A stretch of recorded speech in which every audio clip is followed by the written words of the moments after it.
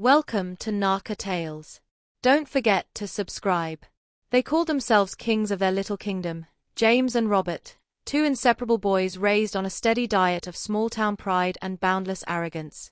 It was the early 1990s, and social media lurked decades away. Cruelty was analog, delivered face-to-face, and lived on in whispered rumors. From the moment they first clasped hands in the elementary school playground, they forged a bond steeped in dominance and bravado. High school would catapult them to the apex of popularity, star athletes with easy laughs, always flanked by adoring classmates. Every Friday night, they strutted into the stadium like monarchs at court. Girls whispered their names, athletes nodded in respect. The world seemed theirs. Don't forget to subscribe because what follows is not a simple tale of fallen glory. Their confidence, unchecked by wisdom, twisted into something darker as their teenage hormones surged and their moral compasses spun wild. Neither James nor Robert understood the concept of gay beyond a vague slur overheard in locker rooms. Their sexual education was as crude as it was non-existent, gleaned from smuggled magazines and fantastical locker room gossip.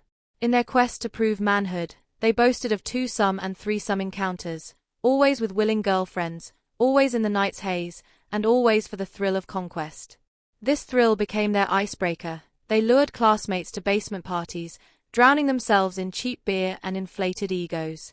One evening, beneath the glow of a dying neon bulb, they invited Derek Thompson, a bright, gentle black classmate, to join the revelry. He was new to town, quiet, and hopeful. They welcomed him with the same predatory charm that whispered, "You belong." But that invitation masked the darker games James and Robert played. They experimented with racial slurs for the first time, giggling at the power they felt wielding hateful words. Their taunts were gentle at first, but each snicker emboldened them, transforming innocent adolescence into something monstrous. Derek's disappearance occurred 2 nights later. He never returned home from another basement gathering. Rumors swirled, he'd run away, yet no one knew the truth. James and Robert shared a grim joke. In a remote spot outside town, they taught him a lesson. No remorse stained their laughter as they buried the evidence of their brutality beneath fresh soil. The thrill of dominance became a ghost that haunted their dreams, but daylight seemed to bleach away their guilt. University should have been a reckoning, new faces, bigger world, fresh starts. Instead, their cruelty metastasized. Professors, enamored by their athletic scholarships and charming smiles, turned blind eyes. Cancel culture had not yet reached their insular campus. In lecture halls, they whispered racist quips about international students, Indians in economics, Asians in engineering, trailing taunts like a venomous tail. Their frat house became a breeding ground for ugly fantasies, forced dares, midnight hazing, and unending wagers on who would flinch first. Beneath college lights, they fanned the embers of their teenage savagery into a blazing inferno. James's relationship with Allison, an art history major known for her boundless empathy, once offered a glimmer of redemption. Yet his twisted mind, eager for more extreme thrills, turned their intimacy into a cruel performance, testing Allison's trust until she fled in tears. Robert, meanwhile, stumbled into a dead-end finance job and drowned his frustration in anonymous chat rooms, championing racist jokes as edgy rebellion. Their friendship stooped lower than ever, held together by shared guilt and unspoken secrets. Then the internet arrived like a tidal wave. An anonymous blogger began posting cryptic allegations. A black classmate vanished. His name was in police reports, video clips of 2 familiar faces at underground raves. The photos were grainy, captions ambiguous, but enough to spark suspicion. Students who once applauded James and Robert recoiled. Their carefully crafted reputations frayed.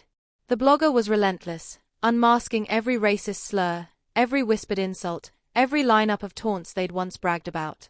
Their old fraternity brothers deleted them from group chats. Professors grudgingly admitted they'd overlooked red flags. The world discovered the darkness behind their boyish grins. Panic set in. James and Robert, the once untouchables, became pariahs. They spun victim narratives, claims of cancel culture gone mad, of lies told by social justice warriors. In podcasts and live-stream rants, they played the victim card, tears shining in their eyes like broken glass. The online mob jeered, yet their confessions grew more brazen. "We're not guilty of anything serious," Robert insisted. "Just edgy humor." Their bravado cracked, revealing raw fear. They knew their secret was too dark for the daylight. Unseen by them, a silent avenger watched from afar. Jamal Thompson, Derek's younger brother, had refused to believe Derek simply ran away. The day Derek vanished, Jamal was 8 years old, too young to bear witness but old enough to sense the wrongness. Over the next decade, he sacrificed his adolescence to that single vow: he would find those responsible. Hustling through community college, then straight into police academy training, he followed every rumor, every grainy photograph, every snippet of chatroom code. His life became a narrowing corridor, lit by the single purpose of vengeance. In the winter of 2019, long after the world believed James and Robert had vanished into the shadows, Jamal surfaced in their lives. He approached them separately, disguised as a friendly suburban dad, volunteering at charity golf tournaments. James, ever hungry for flattery, welcomed him into his home. Robert, desperate to mend his public image, offered a brotherly pat on the back.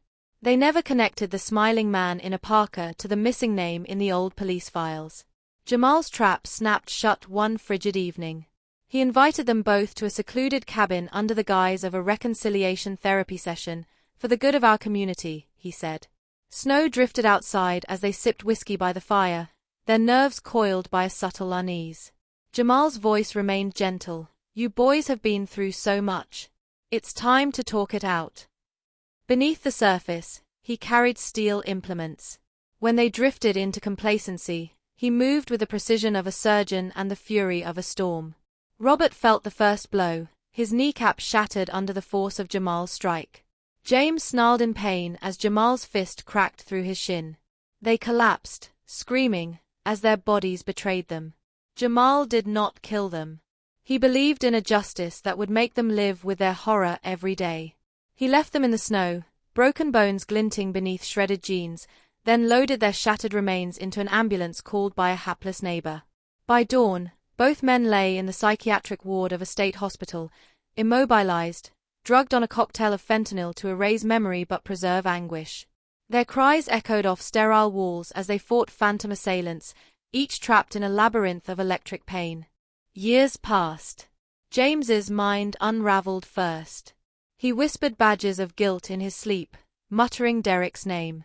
One frigid February morning, he slipped from reality into a final nightmare, his fractured bones rebelling against the painkillers.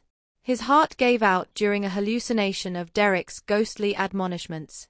His roommate found him still clutching the sleeve of his hospital gown. Robert lingered, hallucinations his constant torment, faces of every race he once tormented, dancing at the foot of his bed, accusing him in 1,000 tongues.